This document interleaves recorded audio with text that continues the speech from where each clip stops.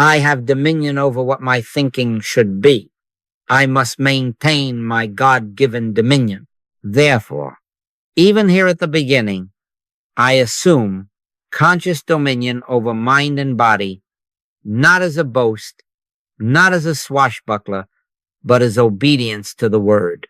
Let them have dominion over all creation. Now, do you remember that I did not say my little mind has dominion? I did not say the brain, the flesh, the pulse. I said I, because the mind is an instrument. It is not a governor. And that is why the rung of positive thinking, useful in its place, will slip when the gale rises.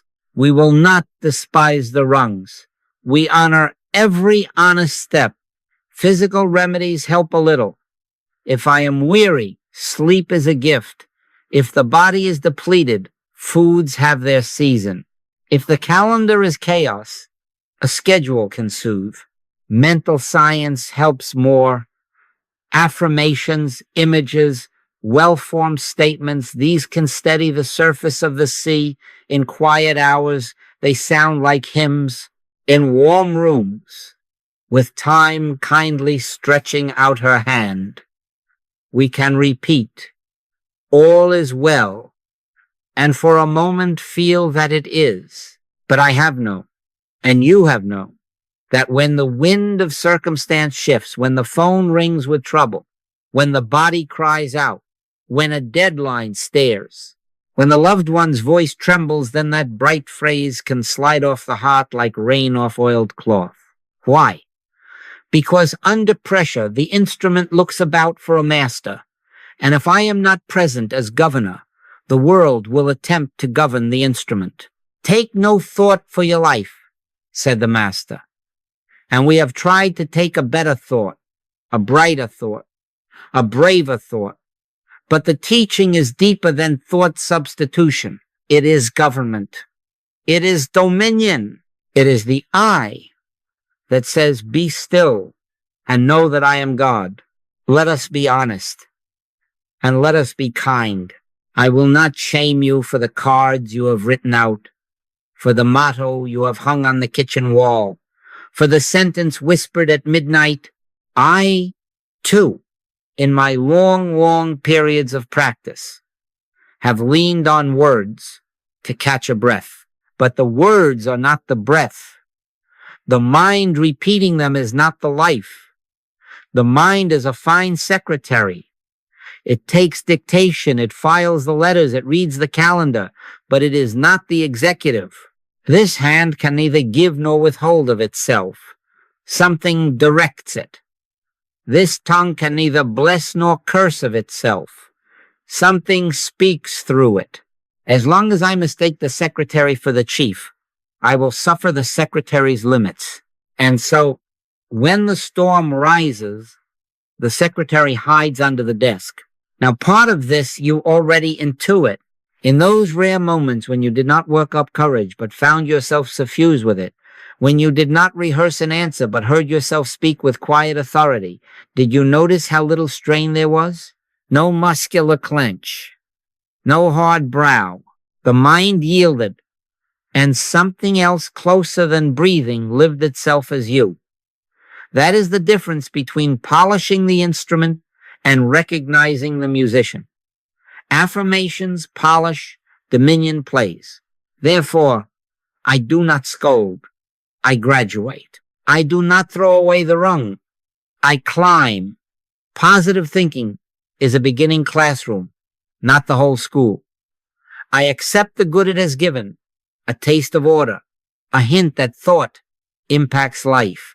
But I do not enthrone thought. I enthrone I am that I am, announces the voice, not from a book alone, but from within the very chest of you. Hence, the promise I set before you is not that you shall memorize stronger statements, but that you shall learn who speaks the statement, who keeps the calm when the page is torn, who governs the mind as instrument and the body as servant. Under pressure, do not blame the affirmation for failing. See that the mind cannot be its own master. I then, gentle, unhurried, God-derived, assume my rightful place. And from that place, even now, the waters begin to level. Now we look plainly at why the rung slips. If I do not stand at the door stands open. An ungoverned mind is an antenna raised to the sky of world thought. It does not ask who goes there. It merely receives. It receives medical beliefs flowing like winter winds, statistics, symptoms, prognoses, and soon the body trembling under that invisible weather says, I think I am catching it, when in truth it is only catching a thought. It receives economic panic graphs descending, headlines shouting scarcity, and the heart clutches a purse it did not know it had, while supply itself remains unthreatened in the infinite. It receives the old family album of griefs and grudges, pictures that never tire of being shown, and the soul, hypnotized by photographs, says, this is my story, and then begins reenacting it. Do you see the tyranny? The world thinks in me. If I do not take my post, I will not accuse you of weak will. It is not that you lack courage. It is that you have not yet assumed your God-given office at the threshold. Keep thy heart with all diligence, for out of it are the issues of life. I take that as a commission. Be sober, be vigilant, not anxious, but vigilant. For your adversary walketh about, seeking whom he may devour. But here the word may, permission, is implied. Who grants permission? The unguarded door. Therefore, I will not waste time condemning the messenger, newsman, neighbor, memory, symptom. I in this instant assume conscious dominion at the gate. I refuse admission without identification. I refuse entrance to anything that would defile my temple, my mind, my body. Not by force of jaw and fist, not as a swashbuckler, but as a quiet porter under orders from the Most High. The Master gave us this picture. To him, the porter openeth, and again, I am the door. Now, yes, I do not say Joel is the door. Never get Joel and I mixed up. The door is not a person. It is the living I, closer than breathing, that admits or refuses. When that I is absent from its post, the sheepfold is invaded by suggestions that hop the fence and bleat as if they belong. When that I is present, the stranger's voices are recognized and they do not enter. I stand here, then, the porter at the door of thought. I stand here, a tiler over my mind and over this body, not with a sword to wound, but with a gentle authority that says, no, not here, not through this door. Let me show how practical this is. A headline crosses the desk. Crisis. The stomach tightens. In old days, I would rush to paste a brighter headline on top of it, and for a minute I might succeed. Then a second bulletin would arrive and peel off my affirmation like an old label. Now, I do not paste. I post. I return to my office at the door. I breathe once. I say within, without words even, I am at my post, and I watch. If the thought presents as fear, I do not wear its name. I ask for its credentials. Who sent you? Do you carry the seal of peace? If not, you do not pass. Take no thought for your life. Does not mean decorate the thought. It means deny unauthorized entry. Bringing into captivity every thought to the obedience of Christ means this: the thought submits or it does not enter. Sometimes it still tries to catch me. I admit it. A friend tells of a diagnosis. The body offers a sympathetic echo, and for a breath, I am halfway down that road. But not for long. I snap out of it, not by wrestle, but by return. I remember the office to which I was ordained, Let them have dominion. I speak softly to my own mind and body. I am here. Nothing enters to defile. Nothing enters unexamined. And the storm that had borrowed my name returns to its impersonal sky. This is the diagnosis. Not a failure of better thoughts, but a failure to seat the governor before any thought.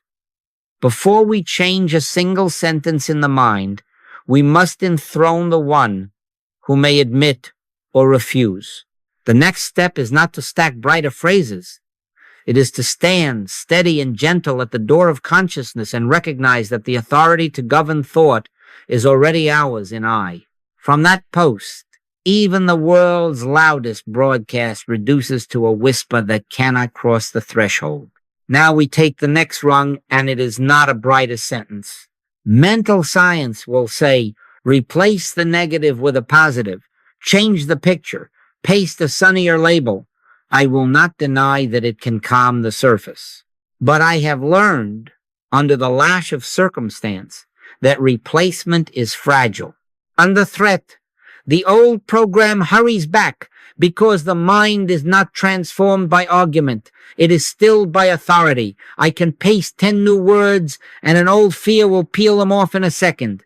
Therefore, I do not busy myself swapping labels on the same unguarded bottle. I seat the governor. I assume conscious dominion over the entire mental process. See how this works. Imagine a radio chattering in the room. Opinions, predictions, remembrances. Mental science turns up the music to drown the chatter. For a minute, the room is better, but the station is still broadcasting. The signal still floods the house. Governing is different. I go to the set. I lay a quiet hand upon the dial. I, in this instant, decide what enters this temple. I cannot permit noise to rule the priesthood within.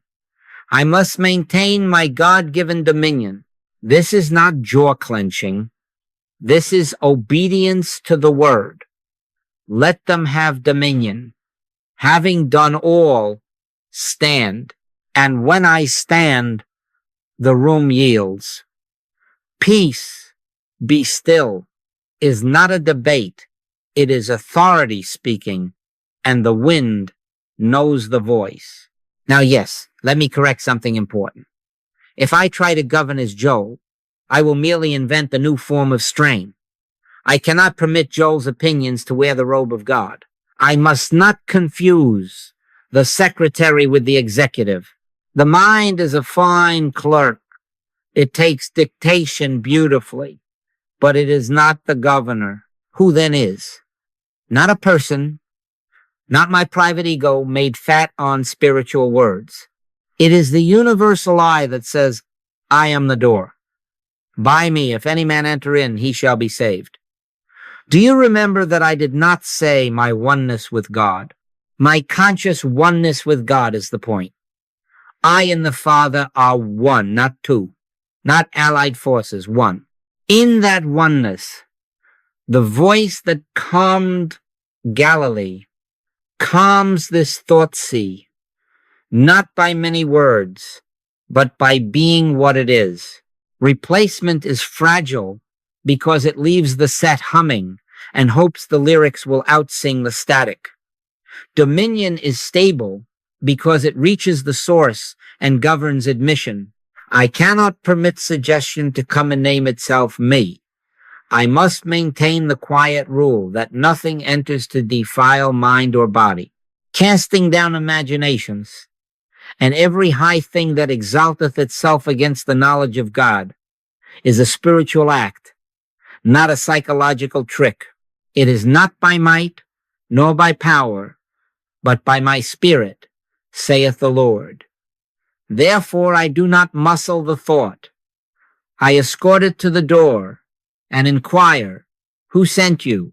If it does not bear the seal of peace, of life, of truth, it does not pass.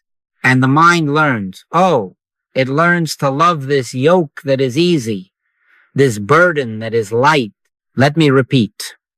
The next step is not better thoughts. It is conscious dominion over the mind itself. Train the secretary to bring all mail to the desk of I. Do not permit it to stamp and send in your name. Stand as the Tyler. Stand as the porter. Gently, steadily, without swashbuckling, keep your post.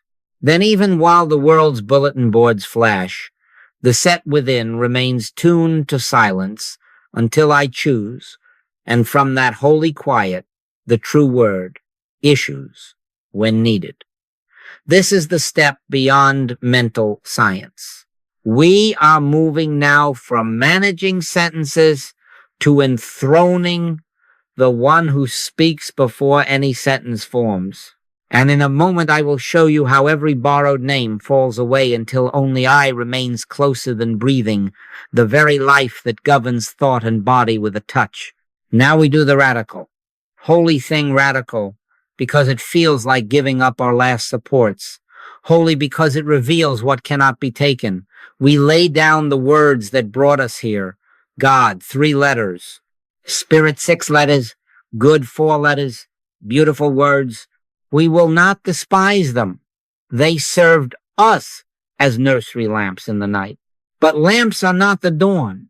As long as I carry God as a word in my head, I am still circling a concept. I am still drawing pictures of bread on paper and wondering why I am hungry. Be still and know that I am God. Was not written to make us better talkers about God. It was given to stop the lips and still the head until knowing dawns without syllables. Let me say it plainly. Words keep you in the head. Even sacred words, if clutched as phrases, will keep you one step removed from the living presence. The word is nigh thee, even in thy mouth and in thy heart. But the nighness is not a sentence, it is a self. When I sit and try to hold a word, I feel the skull laboring. When I let the words loose like birds and watch them fly away, something remains that is not a thought. There is a warmth, a nearness, a quiet insistence, closer than breathing, and it says not with syllables, but with being. I. There is one word I cannot remove. All the rest can go. God can go as a 3-letter sound. Spirit can go as a 6-letter vibration. Good, truth, love, as dictionary entries may all go. There is one word that will not go because it is prior to the mind that says any word. That word is I. And do you notice where it rises? Not out of the forehead where ideas clatter, but up from the chest, from the lungs, as if the very breath knew its name. I. It is not a syllable you push. It is a self you feel. It is I am that I am. Before I learned one name for deity, before I learned my family name, there was this. Before Abraham was, I am. And when the last thought drops off like a spent leaf, I remain. Now, yes, do not mistake this for the person on your driver's license. I do not say Joel, never get Joel and I mixed up. I do not say the history, the temperament, the taste for this or that. I say the living self. That is the light of consciousness itself. The source from which mind borrows its ideas and body borrows its coordination.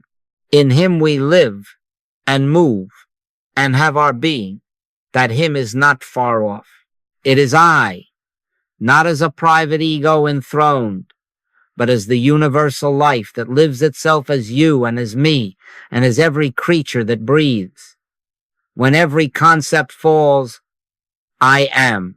I then am the awareness that knows thought without being entangled in it, the life that animates the body without being bound to its reports.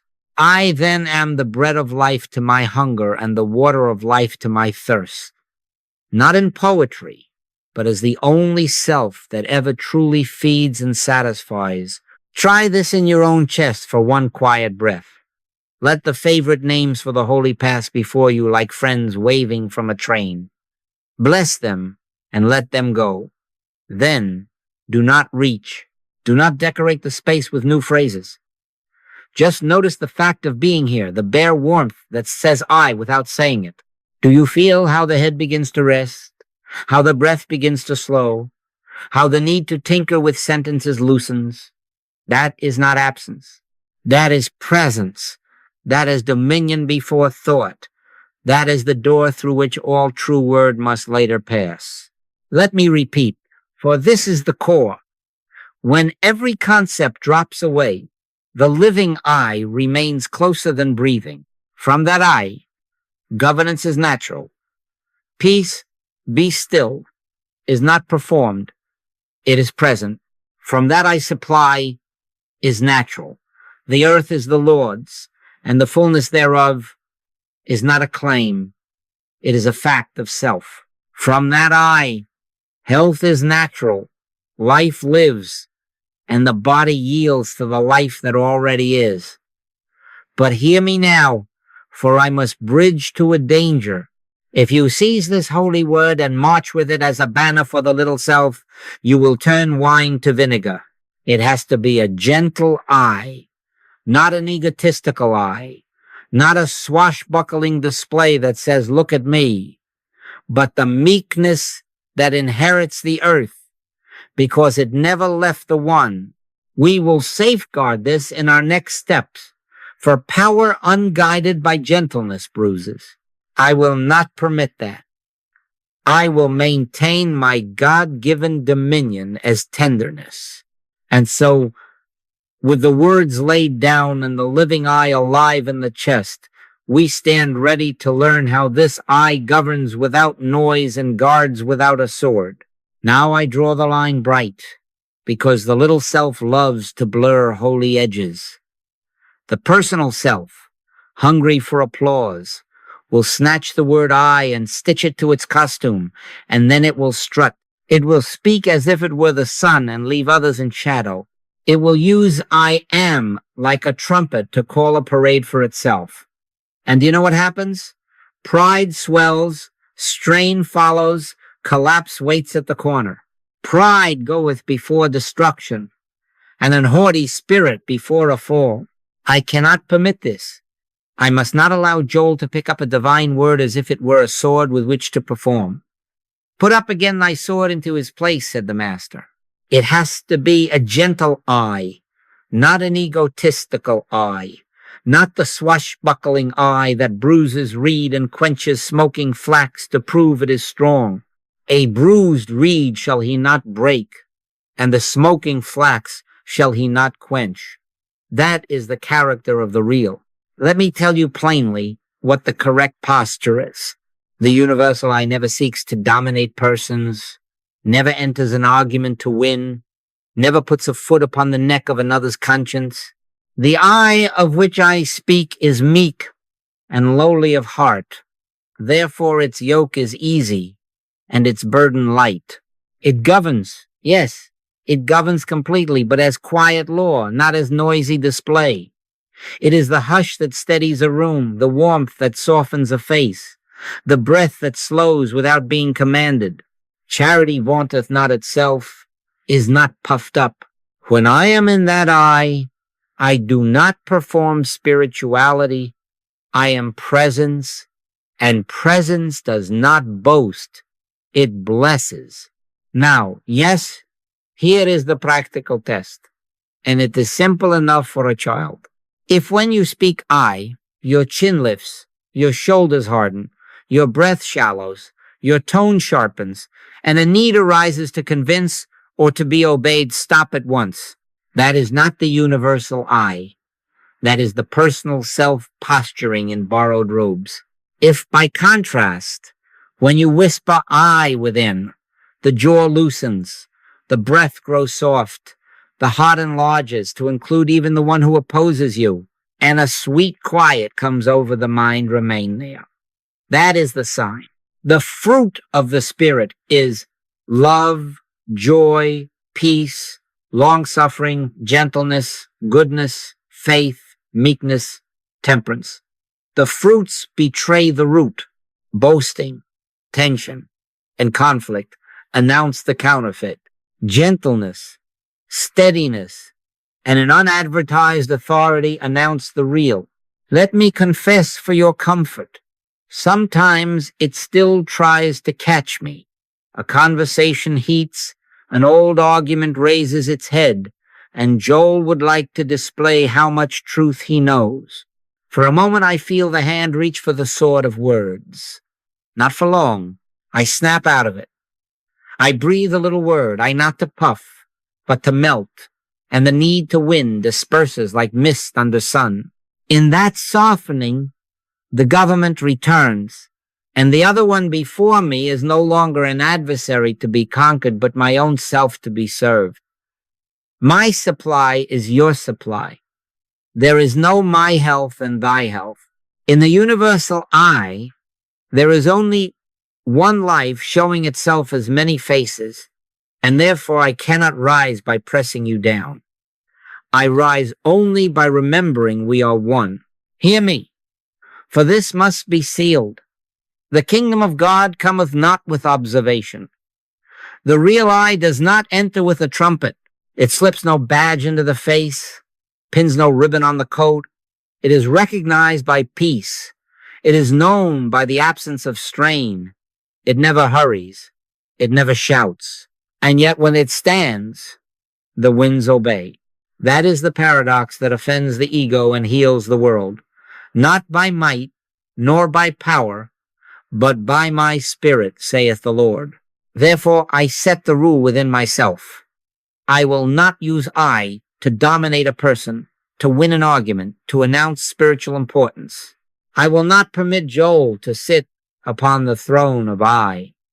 I must maintain my God-given dominion as tenderness, and now, safeguarded from the swashbuckler and established in the quiet, we may assume our office, not to subdue persons, to govern thought and body, not to display, to keep the gate. I stand here the porter at the door of mind and body, not with a clang of weapons, but with a gentle, unwavering authority that says to suggestion, you may not pass, and to peace, enter and abide. From here the practice becomes simple. From here, dominion is natural, and we will take our post. Now we take the post to which we have been ordained. I do not wait for a special hour. I stand now. Therefore, I assume conscious dominion over mind and body. Nothing enters to defile. Nothing enters without my consent. Let me repeat it until it seals into the ribs. I assume conscious dominion over mind and body. Nothing enters to defile. Nothing enters without my consent. There shall in no wise enter into it anything that defileth. I take that word for my temple. I stand here the porter. I stand here the tiler. I am under orders of the Most High. Let them have dominion, and so I have. Do not mistake this for a promise to force outcomes. Dominion is not arm wrestling with appearances. It is not the jaw set against the symptom, nor the brow thrown like a spear at a bill, nor the will pushing the clock back. Dominion is the steady refusal to let mind and body be ruled by suggestion, fear, prognosis, resentment, inherited beliefs parading as inevitabilities. A report may knock at the door with charts and forecasts. I do not vilify the messenger, but I do not let it in unexamined. An old family dread may rise like fog from the cellar of memory. I bless the ancestor and refuse the fog. A sharp word from a neighbor may sting and try to plant a root of bitterness. I let the sting dissolve at the threshold. Keep thy heart with all diligence, for out of it are the issues of life. Keeping is not straining. It is guarding entry. Look at your own hand. Stretch it out before you now if you can. Can it of itself give? Can it of itself withhold? No. Something directs it. If this hand twitches, the hand is not decided. A signal has misfired. If this tongue blesses, the tongue has not originated blessing. A deeper life has found utterance.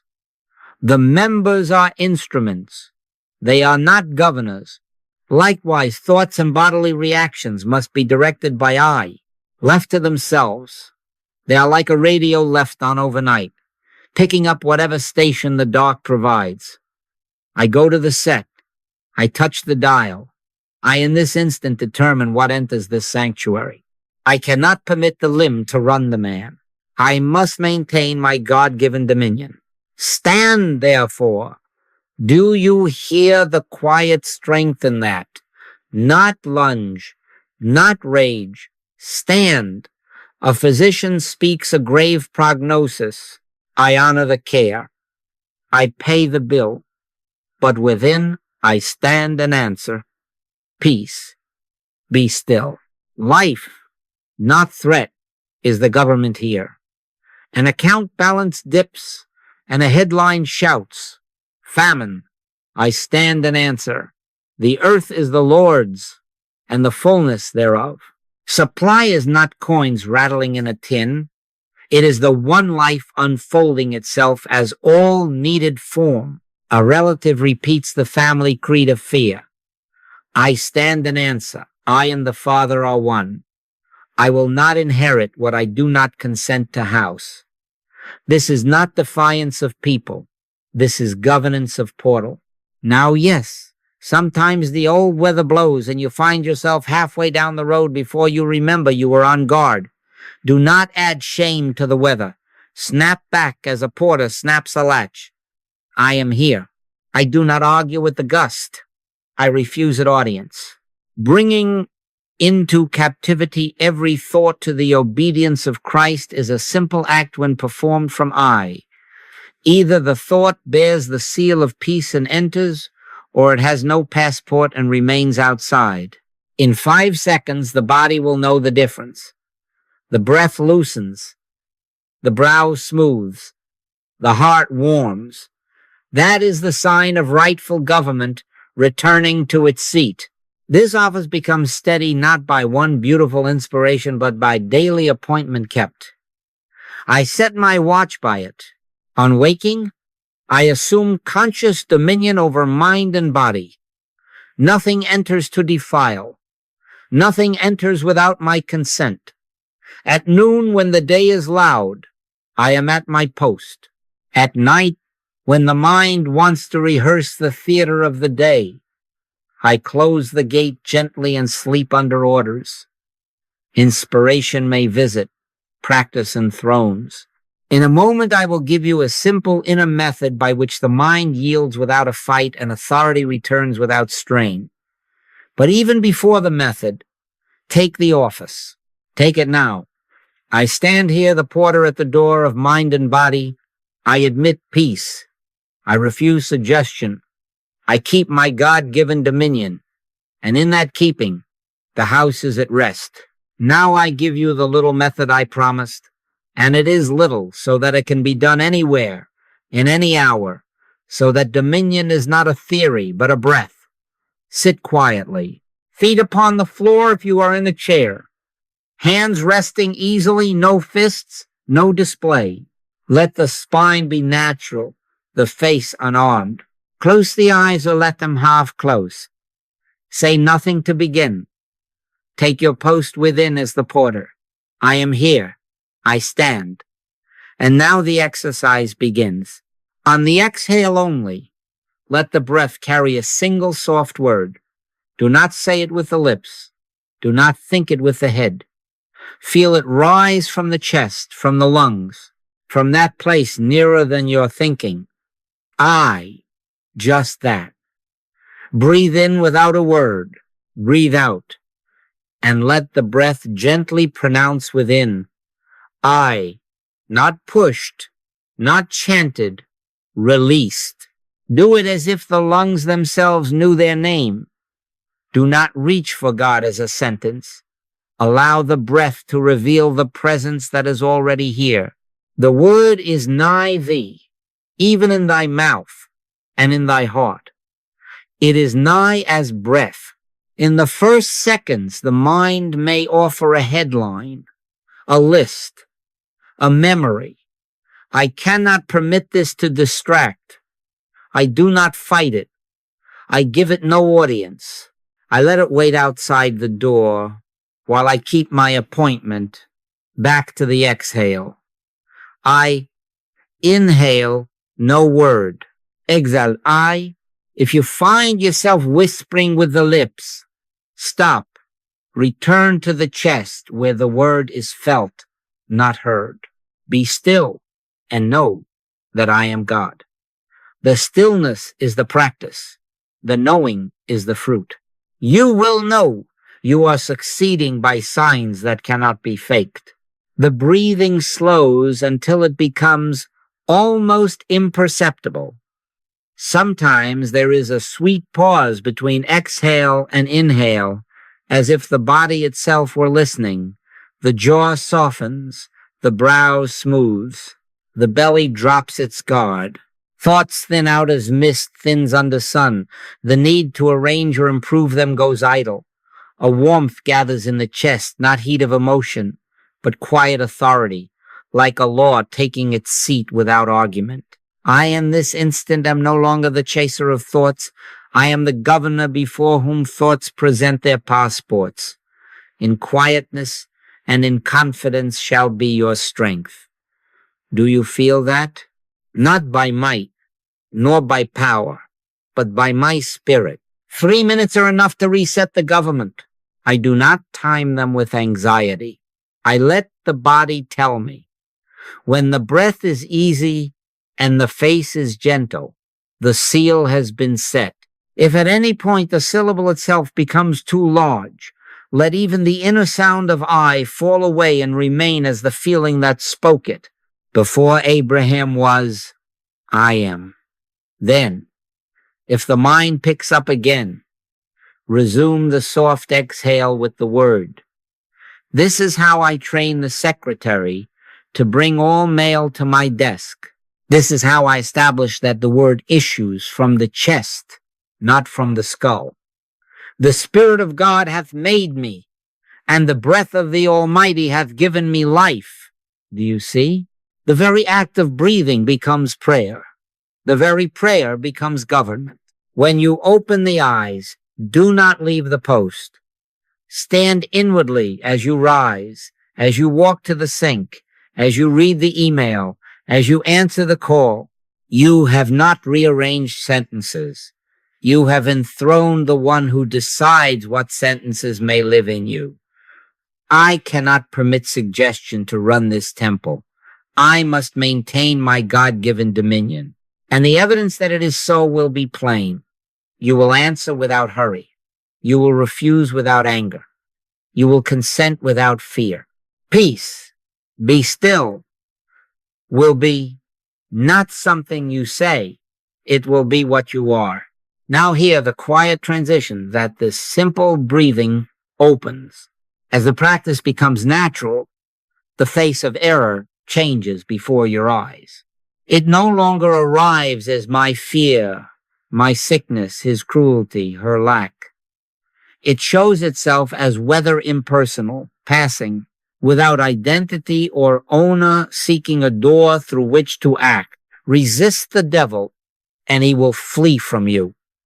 Becomes a gentle gatekeeping, not a duel.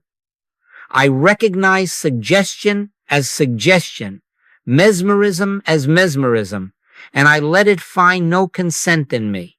That is the liberation waiting on the other side of 3 minutes of I. When the mind yields, authority returns without strain and error, stripped of a personal name, loses its power to enter. Now I lay down a rule without which all our practice frays under weather. Error is impersonal. Let me repeat that until it loses its shock and becomes your instinct. Error is impersonal. It is not my nature and it is not their nature. It is hypnotism, mesmerism, suggestion, world belief, seeking an outlet, knocking at the door of consciousness, hoping for your signature so that it may act as you. Be not conformed to this world, but be ye transformed by the renewing of your mind. Conformed means stamped by the world's mold. Transformed means the mold is refused. I cannot permit the world to think in me. I must maintain my God-given dominion by recognizing suggestion as suggestion and letting it drop. Apply this in the minute where it counts, the inner hour. A fear episode rises like a wave at 2 a.m. The mind shouts scenarios. The body tingles with alarm. If I call it my fear, I have given it citizenship. Now it marches under my name. If instead I stand the porter and say within, this is not I, this is impersonal suggestion about I, it loses the badge. I do not argue. I do not wrestle. I stand. I escort it to the door. Resist the devil, and he will flee from you. Resist is not a fist. It is a refusal of consent, or a compulsion taps like a woodpecker. Check the phone. Eat when you are not hungry. Repeat the angry scene. If I name it my appetite, my temper, it digs roots. If I name it what it is, mesmerism, it finds no soil. I let the breath say I on the exhale and remain still at the post. In that stillness, the thing that came looking for an actor finds none and leaves the stage empty. There is therefore now no condemnation to them which are in Christ Jesus. No condemnation means I refuse the shame spiral that says, you are this, I am not that. I am the governor. The shame itself is another suggestion, trying to keep the play running after the curtain has fallen. Let it drop. Now take this same law into the field of relationships, where most of our bruises gather names and addresses. Another speaks sharp words, withholds a kindness, cuts before me in traffic, fails to keep a promise. The old habit is quick. He did this. She always does that. I must balance the scales.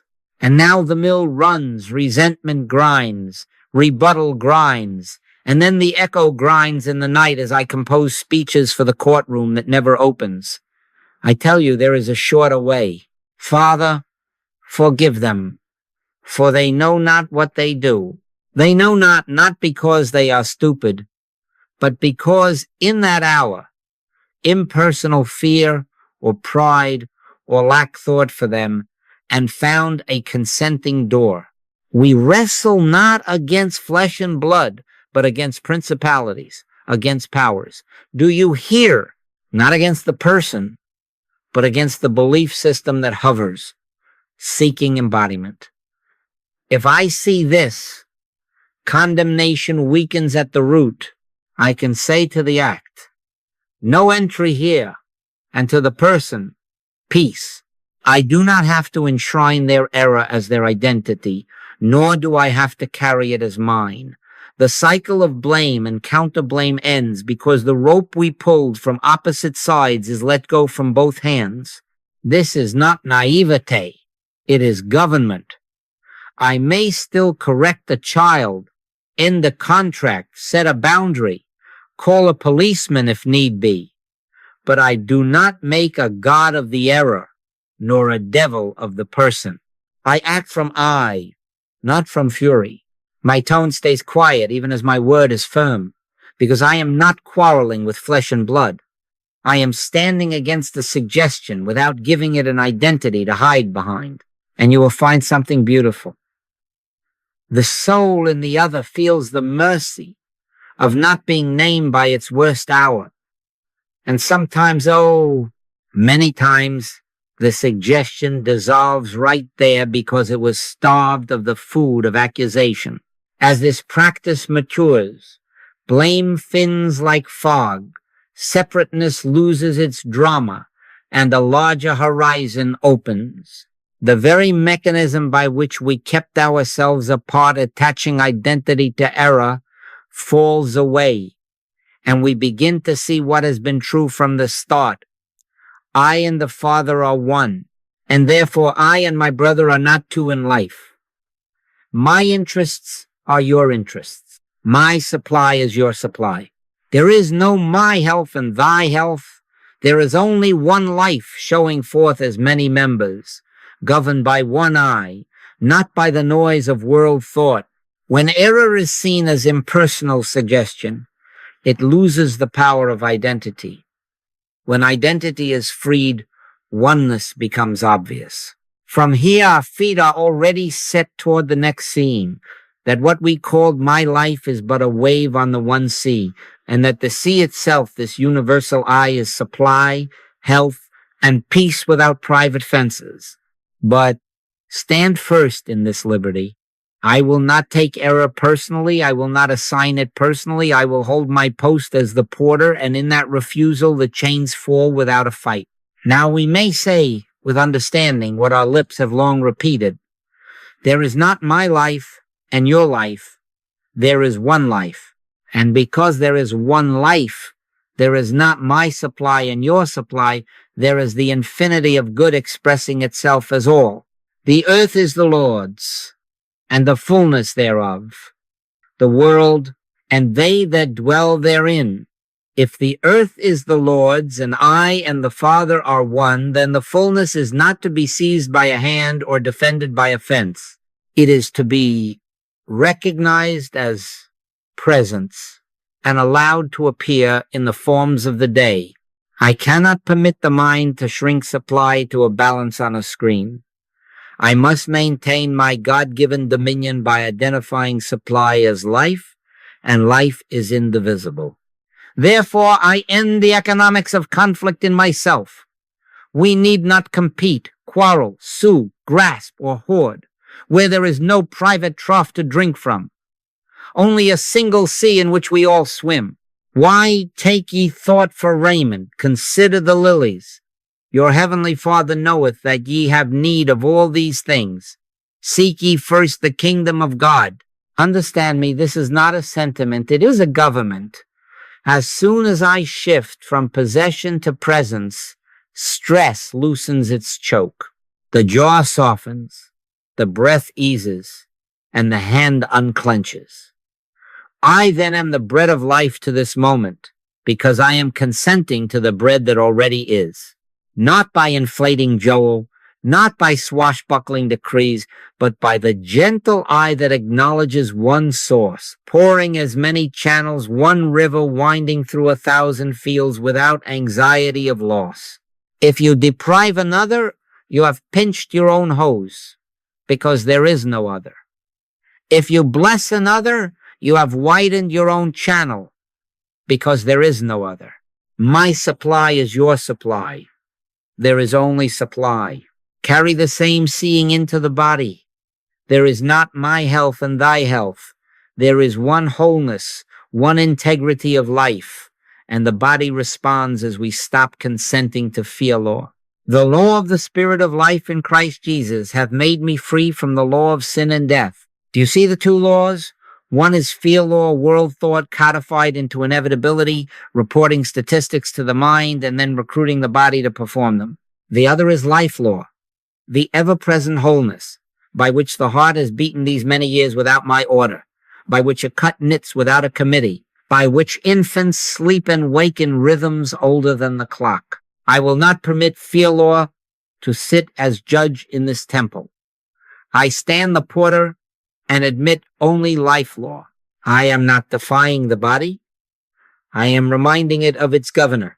I am the Lord that healeth thee. Not healeth you while I neglect another. Not healeth occasionally and sparingly. I am wholeness itself, one integrity, showing itself as function and peace wherever consent is given. Now, yes, to make this real, and not a fair-sounding creed, you must demonstrate it in ordinary perception until the eyes learn to see what the heart knows. Look at the morning table. A bowl, a bit of fruit, a humble slice of bread. Feel the atmosphere before the food. The abundance is the quiet air that feeds all lungs impartially, not the inventory on the plate. He maketh me to lie down in green pastures. My cup runneth over. Over not because someone else's cup is emptied, but because there is a spring beneath the meadow that knows no ration. Walk under a tree and let the bark teach you supply. Sap rises without petition. Leaves unfold without a lawsuit. Branches do not quarrel over sunlight. They receive what the sun is already giving. Watch a flock turn on a wing as if of one mind. Where does that instinct come from? I am the life of that motion. Watch your own hand. Mend a small paper tear. Your foot find the step in the dark. Your breath quiet a child. Who ordered these harmonies? I am the life ordering them now. As this vision steadies, you will notice that lawsuits in the heart lose their docket. The eye rests, the voice softens. The compulsion to grab is replaced by the wisdom to receive. The dread that the body will betray is replaced by the recognition that body is an instrument of one life and will answer to its music when I stop handing it the sheet music of fear. Be careful for nothing, and the peace of God shall keep your hearts and minds. Peace, not as a truce between enemies, but as the atmosphere of one life, felt by every member as sufficiency and health. I then am that peace, because I and the Father are one, and therefore I and my brother are not two in supply and wholeness. From here, the practice becomes simple. I open my eyes upon nature, upon the body, upon the day's small tasks, and I consent to what already is. One life is supply, health, and peace, unowned, unopposed, unafraid. Let us take our evidence from the open book that cannot lie. While you and I slept last night, no human stood on the shore, affirming to the tide, "Come in, go out." Yet the moon drew the waters, and the waters obeyed without syllable. No pilot flew at the head of the geese, speaking slogans over the marsh. Yet at the appointed hour, a formation rose and traced the path no map has drawn for them. No orator stood beneath your oak, commanding the cambium to thicken, whispering, "Now divide." Yet under the bark the sap knew its season, and the rings were added. The wind bloweth where it listeth. Thou hearest the sound thereof, but canst not tell whence it cometh and whither it goeth. What is this that is obeyed without a single human sentence? I call it I, not Joel, not the shouting mind. I, the law, the life, the intelligence of being itself. In him we live and move and have our being. Look closer, for the body is a nearer field where the same law writes in flesh what it writes in cloud and tide. Which of you sat up last night to remind the nails to lengthen? Which of you counseled the little white cells to gather to a cut and weave their bright cloth? Which of you ordered the heart to keep the beat at 3 a.m. when the personal mind lay in dreams? Which of you by taking thought can add 1 cubit unto his stature? This breath you are taking, did you invent its rhythm? You fell asleep. The watch of personal thought went off duty, and still the chest rose and fell, the kidneys filtered, the liver sorted, the bones mended micro-fractures in their secret workshop. So he giveth his beloved sleep. Do you see? Government precedes our sentences. Law precedes our plans. The member obeys the body. The branch bears because of the vine. I am the vine, ye are the branches. Without me ye can do nothing. Therefore I state with calm certainty, the universal I is not a theory to be persuaded into action by many words. It is the animating government that already is. Practice is not coercion. Practice is consent. I do not add wind to the sail. I unfurl the canvas and stop grabbing the mast with fearful hands. I do not command the scar to close with bravado. I remove the weight of suggestion from the nerve and say within, peace, be still. I in this instant assume my post as porter, not to create law but to refuse interference, and the already present law reveals itself as function. This is why the gentleness is required. The law answers to its own nature. It does not answer to my noise. Not by might, nor by power, but by my spirit, saith the Lord. Test it now in the small, where honesty is possible. Stand in the garden and look at a leaf. Do not speak to it. Listen to it. Notice how it receives the sun without argument. How the veins are fed by a circulation you did not invent. Let the breath fall into the one word on the exhale I, and then let even the word fade into the sense of being that spoke it. Feel how the body loosens, the hand unclenches, the space behind the eyes widens. You have not performed the magic. You have dropped your case against life. Or watched the little wound on your finger from the kitchen. Instead of inspecting it with dread, stand the porter. Refuse fear law, a seat. Let the rhythm of breath speak I without words.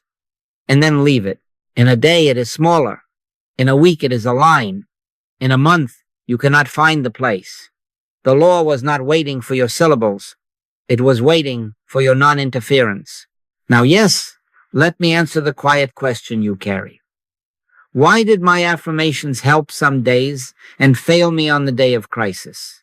Because on certain days the sentences you spoke happened to hush Joel long enough for I to take the seat. In those hours the words were not power. They were a handkerchief muffling the noisy radio so that you could hear the law that was always there. But under pressure, the same mind that spoke the affirmations began to shout them, as if volume could manufacture reality. And the shouting itself became interference. The remedy is simple and exact. Cease trying to make the wind blow. Consent to the wind that already is. Return at once to the governing I. Breathe gently on the exhale the word I, until the personal voice yields. Stand the porter and refuse the world's suggestion entry, and let what is true without your sentences show forth as peace and function. Take no thought, your heavenly Father knoweth. When I take my seat, nature and this body keep theirs without argument, for they were never rebel captains. They were waiting for recognition of their governor. Life is already governed by I. Our practice is the consent that breaks the spell. Now, let me answer plainly. Because you have lived this and you deserve an honest word. Affirmations work sometimes because on those days the mind is quantu enough to let them pass without demanding immediate proof. The water is smooth. The pebble skips. The fear is not shouting for a sign. The world thought is not beating on the door. The body memory is not setting off its sirens. So a gentle sentence, spoken once or twice, hushes Joel just enough for I to take the chair, and the peace that was always present shows forth. The words did not make the law. They stopped jostling it. Thy word is a lamp unto my feet, not a hammer against the sky. When the room is already still, a whisper is sufficient.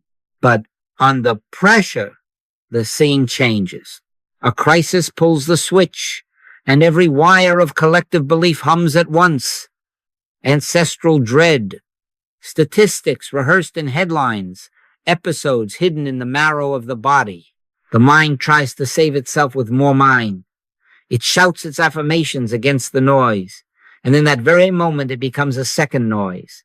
A double-minded man is unstable in all his ways.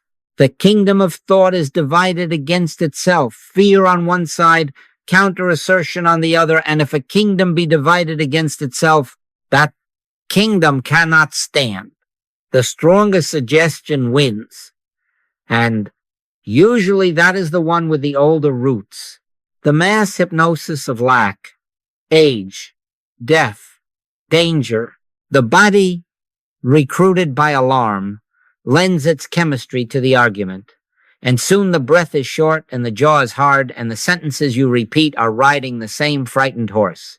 That is why your words failed you on the day of trembling. They were still thought, and you tried to cast out thought with thought. So I give you the replacement. And it is simple because reality is simple. Do not wrestle thought with thought. Return at once to the governor.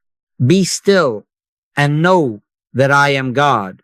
In the instant of pressure, I stop speaking. I soften the tongue against the roof of the mouth. I let the shoulders drop their armor. On the exhale only, I let the chest say within itself, I. No adornment, no slogans. On the inhale, no word. Exhale, I. I assume my post as porter. I in this instant assume dominion over mind and body. Nothing enters to defile. Nothing enters without my consent. The thought that is pounding for entry, I refuse to personalize. Not my fear, not my lack, not my pain suggestion. Mesmerism, weather, I let it wait outside without hatred, without debate. In a minute, in two, in three, the breath lengthens, the face eases, and the authority that does not shout returns to its chair. In returning and rest shall ye be saved. In quietness and in confidence shall be your strength. Only then do I act, speak, answer the phone, read the report. Peace is in the voice, because peace is on the throne. I will not pretend to you that this is mastered in an afternoon. I had my long periods of practice. I still have hours when a suggestion sneaks past the watch, or when it arrives dressed in such reasonable clothing that for a minute or an hour it seems to be I. Sometimes the weather gets the best of me, and then I snap out of it. How? Not by condemning myself, not by adding shame to the storm, but by catching the very trick in the act. Ah, hypnotism. No owner. Back to the breath. Exhale, I. I withdraw the signature. I do not rehearse the scene. I do not write apologies to the past or threats to the future. I return. Often I place a hand lightly on the chest to remind the mind where the name arises from the life center, closer than breathing, not from the skull. In 5 breaths, the fog thins. In 10, sunlight. The Lord shall fight for you, and ye shall hold your peace. Now hear how affirmations find their honest place once government is restored. Words cease to be battering rams and become seals upon a letter already written in the heart. After stillness, a single quiet sentence can be true speech, not defense. I am the bread of life to this moment. Peace, be still. The earth is the Lord's. Let your communication be. Yea, yea. Nay, nay. Yea to what the eye has already revealed. Nay to suggestion at the door. Not a swashbuckling ego. Not show. Not noise. Gentleness. Authority that does not have to prove itself because it is itself. Under pressure, remember this one instruction, and you will not lose your way. Do not battle thoughts. Return to the governing eye. Stand the porter. Breathe the name. Let suggestion dissolve for want of an owner.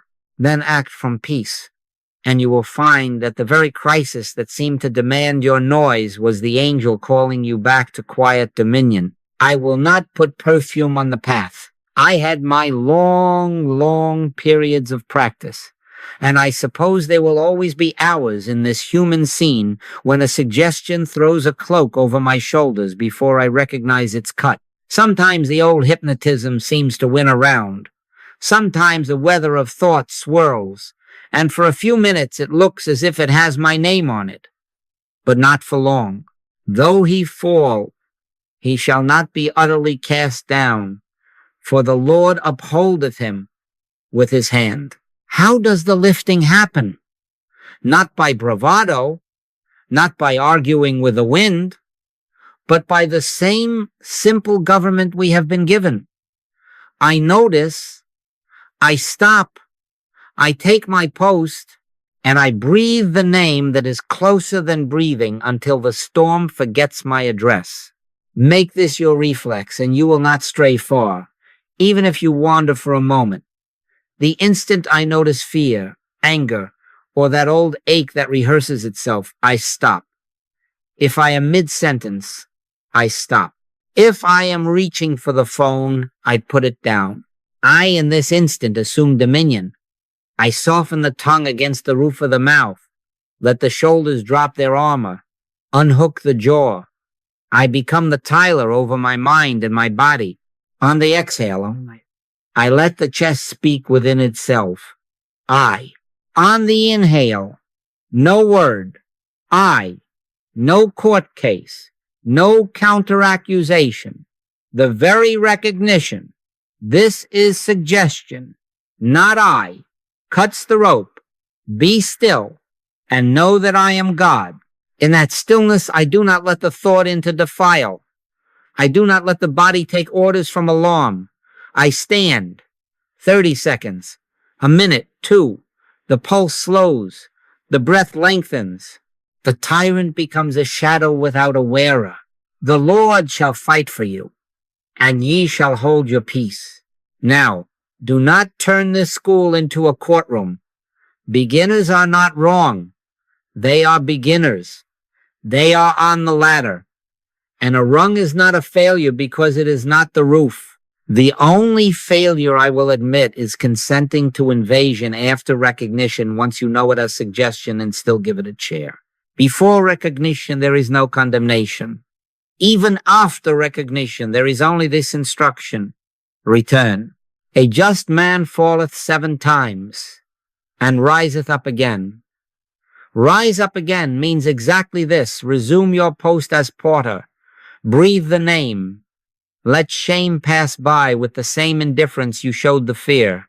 There is therefore now no condemnation to them which are in Christ Jesus. Condemnation is itself a suggestion. It keeps the play running when the actors have left the stage. Let it drop. It has to be a gentle, never a swashbuckler, never a display. The gentleness is itself authority because it refuses drama its audience. I admit to you that sometimes the old nature will try to make a sport of you. You will finish a quiet meditation and an hour later find yourself rehearsing an ancient speech to a person who is not in the room. Or you will wake at 3 and the body will remember dangers that do not exist. I have been there. I snap out of it, not by thrashing, but by this trained move. Hand lightly on the chest to remind the mind where the name arises. Exhale I. Refuse identity to the weather. Stand the tiler. In 5 breaths, the current changes banks. In 10, the river runs clear. Return unto thy rest, O my soul. For the Lord hath dealt bountifully with thee. This is trained dominion.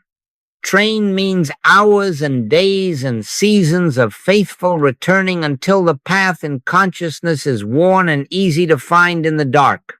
Trained means that relapse appears, but the return to I restores government.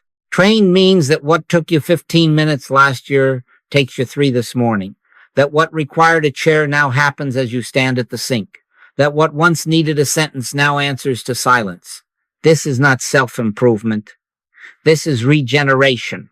Create in me a clean heart, O God, and renew a right spirit within me. Renew again and again until the again is joy, not toil. Each return is a small resurrection. Awake thou that sleepest, and arise from the dead, and Christ shall give thee light. I die daily to the hypnotism, and I rise daily to the quiet authority that was never absent. And so we come to the threshold of a rule of life, not rule as rod, but rule as rhythm, as tide, as breath. His mercies are new every morning. I meet them with new consent. I will lay out in the next breath a simple, gentle discipline by which you and I can keep the post without strain, morning, noon, and night, until the government of peace is not an emergency measure but the atmosphere we live in. For now, mark this and carry it into your next hour. Relapse may appear, but I am not moved. I stand, I breathe, I return to I. The throne is taken again, and with it renewal, regeneration, the quiet resurrection of consciousness into its rightful dominion. The peace of God, which passeth all understanding, shall keep your hearts and minds, and kept you will keep others, because there is only one life keeping itself as all. Here is the rule of life I keep and commend to you, not a rod but a rhythm, not a burden but a breath. Morning first. Before the mind reports the weather of yesterday, I sit, feet on the floor, hand lightly on the chest to remind the mind where the name arises. I soften the tongue against the roof of the mouth. Let the shoulders drop their armor. On the exhale only, I let the chest say within itself, I inhale, no word. Exhale, I. 3 minutes. That is all that is required to seat the governor before the clerks arrive. If you need a sign that you are succeeding, it is this. The breath lengthens without your command. It grows so gentle it is almost imperceptible. The jaw unhooks. The eyes grow kind. Then I take my post with a quiet vow. I, in this instant, assume dominion over mind and body. Nothing enters to defile. This is the day which the Lord hath made. We will rejoice and be glad in it. Not the day Joel makes by thought, but the day I recognize and consent to as already governed. Midday, when the machinery of the world is whirring and the cursor is blinking and someone is asking for what you do not have, I stop for the smallest tithe of time, 1 minute, standing at the sink, at the desk, beside the car. I stop. I become the porter at the door again. I ask no questions. I make no speeches. I breathe. Exhale I. 3, 5, 7 breaths. I look to see if any thought has slipped in with forged papers. Fear of a phone call. Resentment toward a brother. Appetite dressed as necessity. I do not argue. I do not condemn. I simply withdraw consent. Suggestion goes back out the door without a scene. Pray without ceasing does not mean length. It means continuity. A minute restores government as surely as an hour when it is the minute of willingness. I refuse to be a swashbuckler. It has to be a gentle eye. Authority is not volume. Authority is presence recognized. Evening. Last watch. I close the book of the day. Not by reviewing every scene, but by dropping the author of the drama. I sit.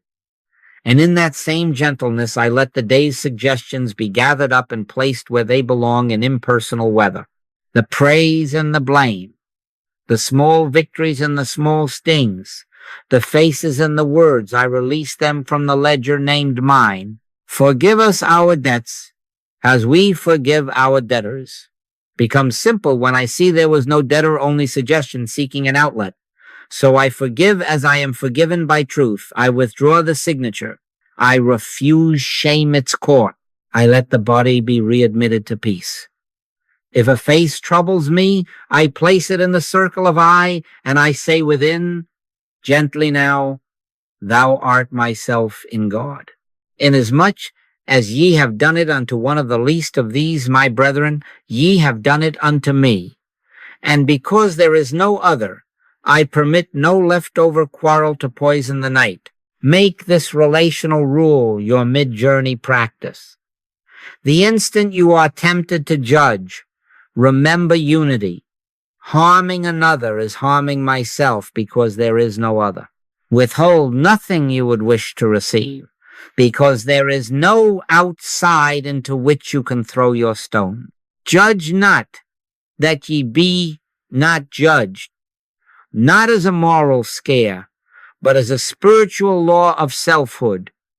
What I fasten upon thee, I fasten upon me.